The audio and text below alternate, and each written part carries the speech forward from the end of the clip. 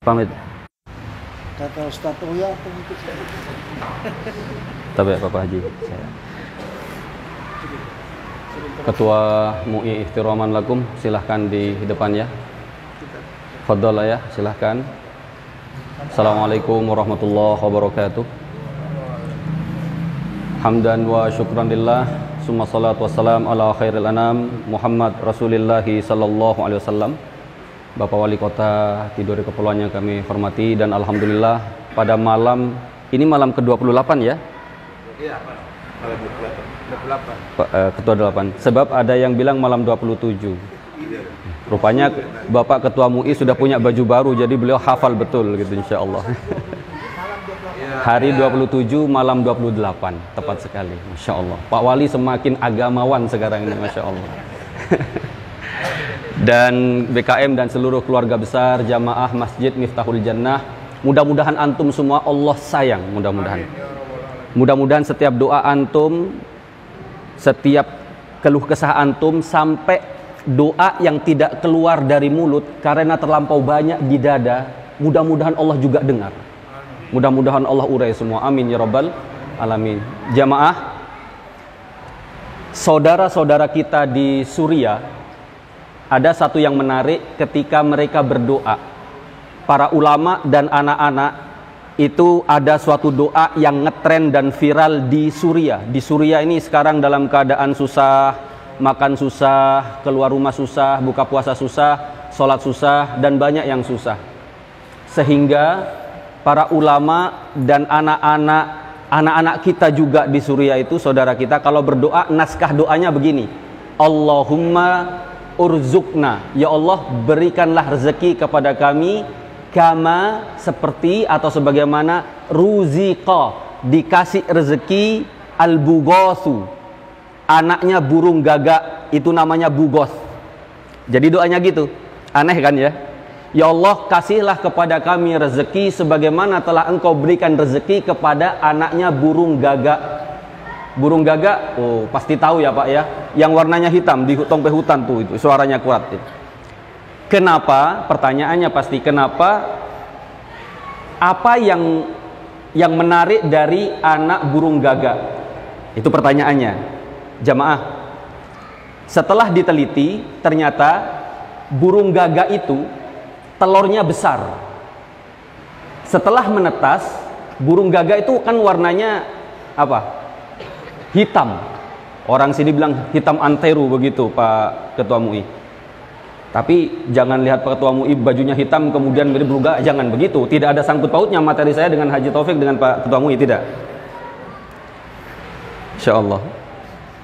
Jadi burung gagak itu hitam, semuanya hitam, sampai kukunya hitam. Yang menarik, ketika telur itu sudah dia eram dan menetas, bayi burung gagak dia berbeda sama mamanya. Kulitnya putih. Bayi burung gagak itu putih dan besar bentuknya. Namanya ibu, ini kulit saya hitam, sayap saya hitam. Ini anaknya siapa ini? Burung gagak itu bilang begitu terhadap dirinya, dan dia tidak mau. Dan dia takut, dia tidak mau untuk mengerami, memberi makan terhadap anaknya sendiri yang baru menetas, karena memang warnanya berbeda dengan dia, dan dia melihat anaknya dari jauh. Jamaah, kalau rezeki itu diatur oleh hidup tidaknya, hidup matinya anaknya burung gagak, itu bergantung kepada mamanya yang melahirkan, maka burung gagak di atas muka bumi habis. Kenapa? Mati kelaparan. Betul tidak? Tapi Allah yang ngatur. Bagaimana cara Allah memberikan makan terhadap anak burung gagak yang ditinggal mamanya? Jadi mamanya tuh lur-lur dari jauh saja. Akhirnya Allah dalam penelitian, burung gagak itu, bayinya mampu mengeluarkan aroma yang rezeki itu bisa datang. Tolong yang ahli parfum, besok pelajari di hutan, itu baunya model apa, latong pakailah, rezeki itu datang model begitu. Ini penemuan Pak Wali, serius ini Pak Wali. Kalau sampai tidurnya bisa ada minyak wangi burung gagak, wah itu datang sendiri Ketua MUI. Ini dalilnya kuat ini insya Allah. Nah, rupanya aroma anak burung gagak itu sanggup untuk menarik serangga-serangga kecil yang ada di dekatnya. Gitu. Jadi serangga-serangga itu ketika mencium aroma burung gagak, dia mendekat, dan anak burung gagak walaupun mamanya kasih tinggal dia, tapi Allah yang ngatur, dan dia makan, dia hidup. Selang beberapa hari dan beberapa bulan kemudian, barulah bulunya mulai keluar, mulai menghitam. Baru mamanya kenal, oh ini benar anak saya, bukan anaknya burung yang lain. Baru dia datang dan memberikan asupan makanan. Masya Allah. Itulah doa yang dipakai oleh saudara-saudara kita di Suriah, dianjurkan para alim ulamanya, dan didengungkan oleh anak-anak yang dalam keadaan susah. Masya Allah. Ustadz, apakah kita boleh menggunakan doa itu? Gunakan. Allahumma rzuqna kama ruziqal bugosu. Bugos anak burung gagak. Nanti kalau jadi burung gagak bukan bugos lagi, gurobun gitu. Gurobun. Jamaah rahimani Allah ikum ajmain. Saya ditanya, forum ini Bapak Ketua MUI, kita 21. 21 itu satu malam ceramah, satu malam libur, satu malam ceramah, satu malam libur, seperti itu. Jadi kurang lebih ada 15 kali pertemuan. Ada jamaah yang datang langsung ke rumah Pak Wali. Kenapa kok mesti 21? Seterusnya begitu sudah Ustadz. Iya Bapak senang, saya yang out nanti, Insya Allah. Jadi enak, mendengarkan enak Pak ya. Bapak mendengarkan enak. Saya yang berdiri ini tadi mikir, ini materi apa ini? Ini kalau setiap hari ilmunya dihabis, bisa kurus ilmu saya nanti. Jamaah, ini hanya bercanda saja.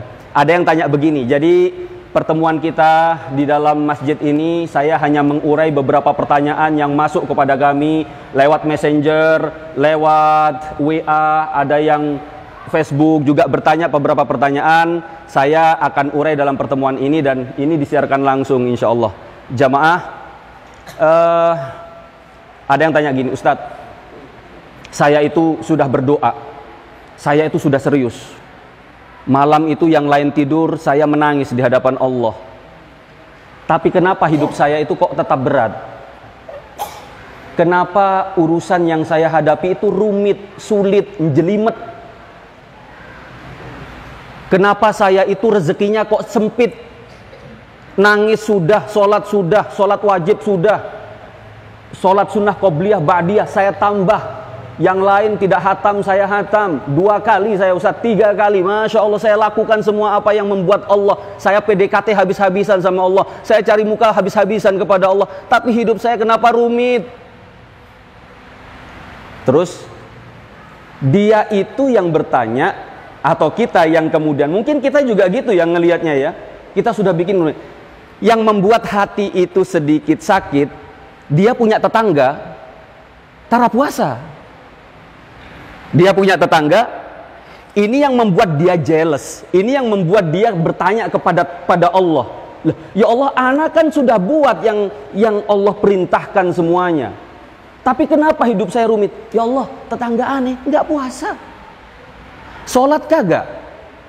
Kok jadi orang Betawi saya? Sholat enggak, puasa enggak, ketahuan di belakang. Ngerokok dia, sakit enggak? Bukan hanya dia, istrinya, anak-anaknya sudah besar, nggak ada yang puasa. Tapi kenapa hidupnya kok tidak rumit ya Allah? Saya ini punya sepeda motor 1, sengsara ngelunasinya.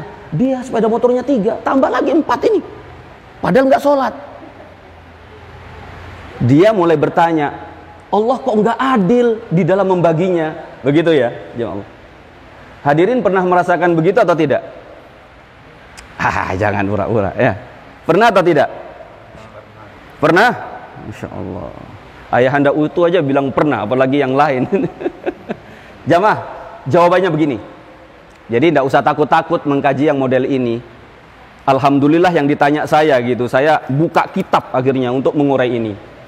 Di dalam Islam, di dalam bab akidah, dalam bab pembelajaran akidah as-sahihah, ada satu bab namanya istidraj. Apa?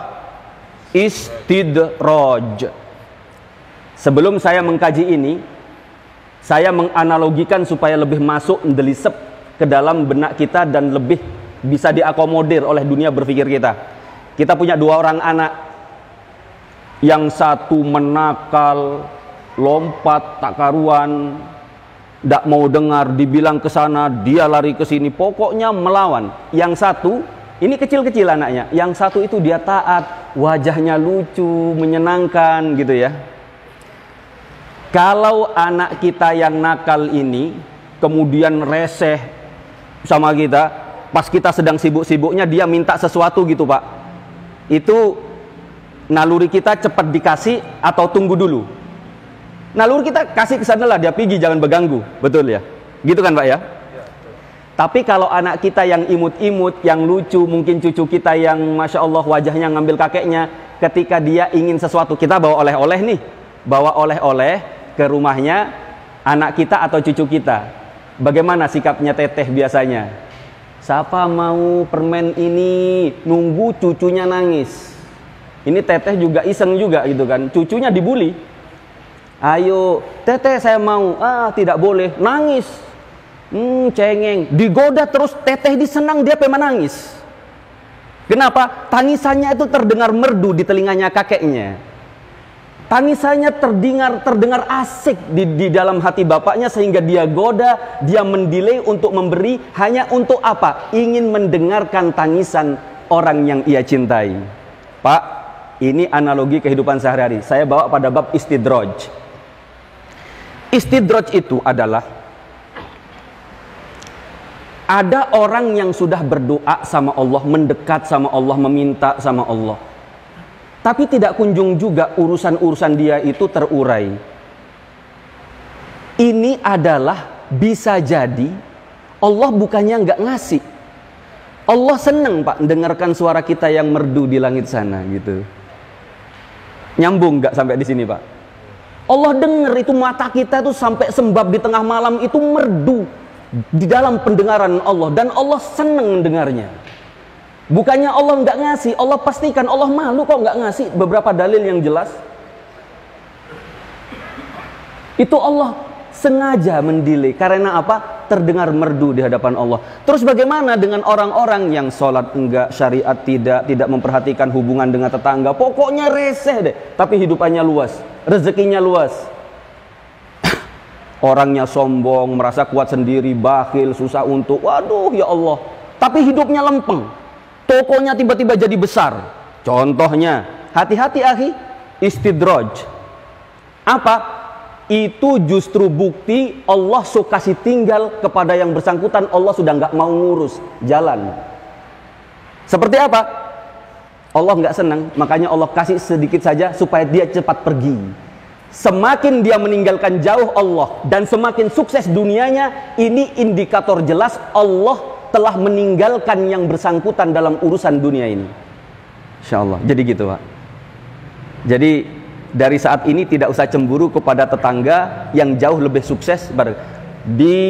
Sampai di hari keberapa ini, besok malam ke-28, waduh, yang sudah jualan baju misalkan ya, ini toko-toko di pasar yang pedagang di dalam masjid, dengarkan, tidak usah cemburu. Kenapa saya ini rajin terawih, ini Pak tua di samping terawih, tapi dia barang itu laris. Tidak usah ditulis besok istidraj, Allah telah meninggalkan kamu gitu kan. Ya tidak usah juga gitu kan. Tidak usah seperti itu, namanya jengkel gitu. Jamaah, oleh karenanya malam 28 sebentar lagi akan berakhir. Mari jangan ragu menangis di hadapan Allah. Mari kita berdoa, kita merintih, kita meminta sama Allah. Ya Allah, jangan jadikan, kalau ustadz-ustadz bilang, ya Allah seandainya, Nabi Muhammad tidak suka seandainya. Fa inna lau taftahu amal syaitan. Seandainya kalau itu membuka pintu syaitan. Yang kita minta jangan seandainya, kita minta ya Allah pertemukanlah kita dengan Ramadan yang akan datang. Lihat Facebook kita, lihat media kita, ustadz-ustadz besar, seandainya ini bulannya. Ustadz, Nabi bersabda fa inna lau taftahu amal syaitan. Hadis sahih. Seandainya dan kalimat kalau itu membuka pintu setan. Ustadz kok suka buka pintu setan? Allah sudah tutup pintu setan, ini ustadz pada buka semuanya. Salah, saya luruskan, mudah-mudahan didengar ini siaran langsung. Terima kasih atas perhatiannya. Wassalamualaikum warahmatullahi wabarakatuh.